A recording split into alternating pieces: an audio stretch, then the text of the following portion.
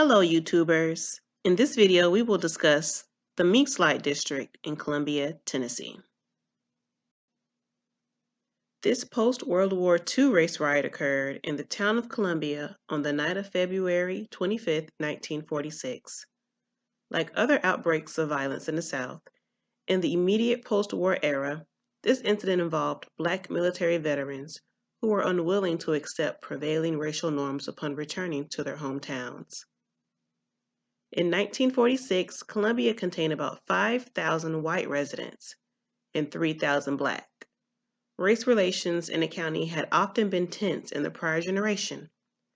For example, 2 lynchings had taken place there. In 1924, Samuel Smith, an African-American native of Columbia, was shot and killed in the courthouse by the brother of an alleged rape victim. This act infuriated the Black community. It marked the first recorded lynching in the town. After 9 years of racial tension, Cordy Cheek became the second Black lynching victim in 1933. Cordy was falsely accused of rape and released due to lack of evidence. A white mob violently removed him from his home that he shared with his aunt and uncle. It caused an uproar in the Black community of the town. In 1938, the boundary lines of a business district occupied by African Americans was defined and officially documented. The Mink District was created. On February 25, 1946, James Stephenson, a U.S. Navy veteran from the Pacific Theater, accompanied his mother, Gladys Stephenson, to a local department store to pick up a radio that Mrs. Stephenson had left for repairs. She and a young white male clerk began to argue about the repair order. He became verbally aggressive, threatening her. James Stephenson stepped between the two and struggled with the clerk, who ended up crashing through a window in the department store. Local police arrested both Stephensons for disturbing the peace. They pleaded guilty and paid a $50 fine. The incident was seemingly over until, on that same day, the police again arrested James Stephenson. This time due to a warrant brought by the white clerk's father. The new warrant charged Stephenson with assault with the intent to commit murder, a felony.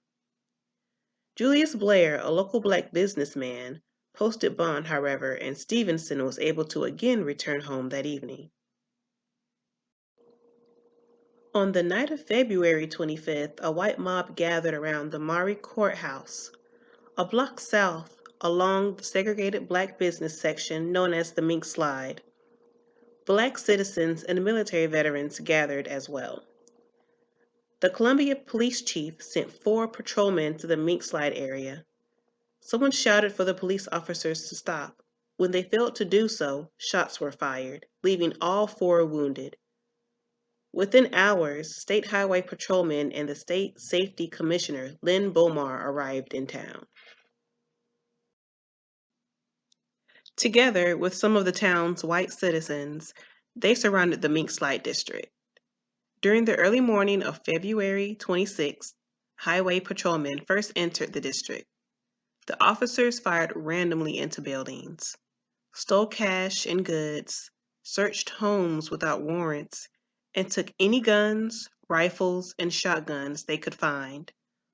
When the sweep was over, more than 100 Black citizens had been arrested, and about 300 weapons from the Black community had been confiscated. None of the accused were granted bail or allowed legal counsel. The Columbia riot made headlines across the state and the nation. Walter Wright and Thurgood Marshall of the National Association for the Advancement of Colored People immediately flew to Nashville to organize a legal defense. White met with Governor James McCord and announced the creation of a National Defense Committee. Marshall turned to Tennessee attorneys Z. Alexander Luby of Nashville and Maurice Weaver of Chattanooga for assistance. Matters intensified on February 28th when Columbia policemen killed 2 Black prisoners in custody. During an interrogation of James Johnson, William Gordon and Napoleon Stewart, the police reported 2 prisoners grabbed guns from white officers and began shooting. In defense, the police retaliated, killing 2 and wounding the 3rd suspect. This ended the immediate violence in Columbia, but the case continued throughout the spring and summer of 1946.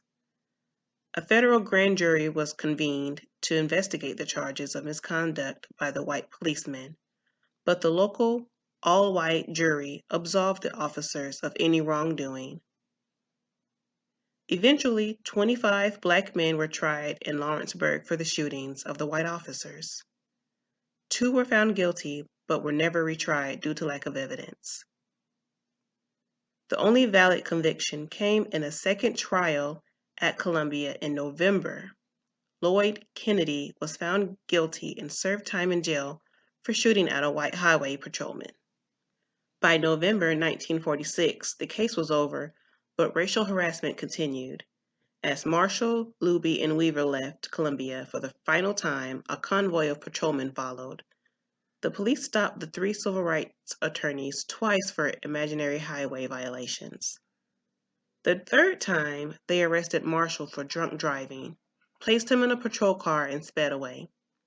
Luby and Weaver followed, fearing for Marshall's life, but after a long journey through the countryside, the police stopped at a local magistrate's office, where the charge of drunk driving was dropped. Marshall was free to go, but this time the attorneys asked Columbia friends to mount their own convoy to escort the 3 men safely to Nashville. This was a grand victory amongst the Black community. From this point on, Blacks began to militarize on a national scale. The 1946 Columbia riots are considered the first major open demonstration of opposition with segregation in the country. Lo and behold, the Black business owners who defended Stephenson unknowingly laid the pretext for the civil rights demonstrations seen in 1950s, 60s, and beyond.